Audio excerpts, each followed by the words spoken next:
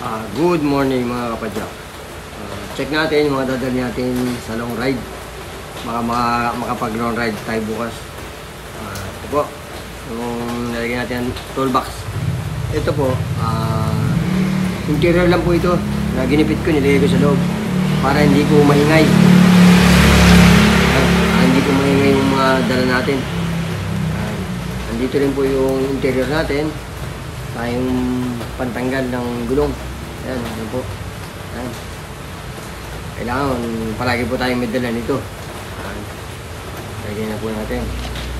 Kahit may dala po tayong interior, kailangan meron po tayong dalang pamatsi. Para kung sakali maplatan nili tayo, meron tayong pang-vulcanize. Bulkit po ito. Ayan, tsaka liha. Kailangan din natin yan. Lagyan natin. Ayan. Tsaka ito po yung rugby. Ayan. Ito po yung pambomba natin. So, maliit lang po ito. Maliit lang, oh. Ayan. Lagyan natin yan. Tapos ito po, importante rin to. Itong nail cutter, panggupit ng kuko. Hindi po. Kuminsan hindi po natin makuha yung mga maliliit na stapler na naka-flat sa atin. Kaya kailangan natin ito. Importante po ito. Hindi po kalilimutan. Kaya hindi po tayong mga dalang alin. So, ayan. Ayan, alin. Ayan. Screwdriver. Ang piit ng nipple. Ayan. Kaya isa pang napaka-importante po ito. Itong missing link.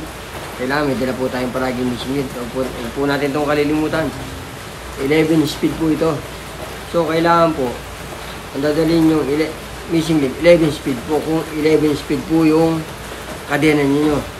Kasi kung 10 speed po madadala ninyo, baka po tumalo ng kadena. Kaya kailangan match po parehas na 11 speed kadena at saka missing link. Ayan. Siyempre po, kung naputulan tayo ng kadena, hindi naman po natin magagamit ito. So, wala po tayong chain cutter. Kailangan po may chain cutter tayo. Hindi po pwedeng wala. Ayan, pagputol ng kadena. Kailangan po yan, chain cutter. Palagi po natin dadalhin ito. Huwag po natin kalilimutan. Kahit wala po tayong missing link, basta may chain cutter tayo, pwede yan. Madali lang yan. Diskarte lang po. Gawin natin dito. Hello.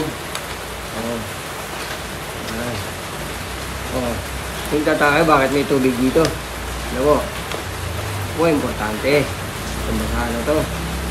Ito po may joy. May joy po ito. Siyempre, nadumihan yung kamay natin.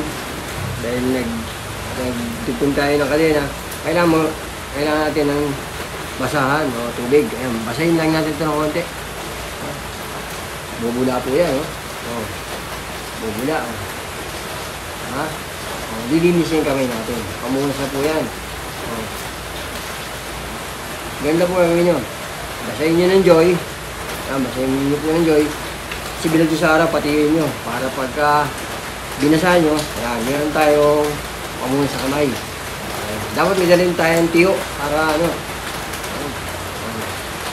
ganyan lang po. Yun po mga unang-unang mga kailangan natin. At higit sa lahat, ang pinaka-importante, huwag natin kalilimutan. Ito po, dapat meron tayong dalang pera. Ito ang kailangan natin. Sakaling palikatin tayo, okay tayo sumakay, pamakahay tayo. Kailangan may dala po tayo palagi pera. Ito importante. Yan lang po mga kapadyak. Sige po.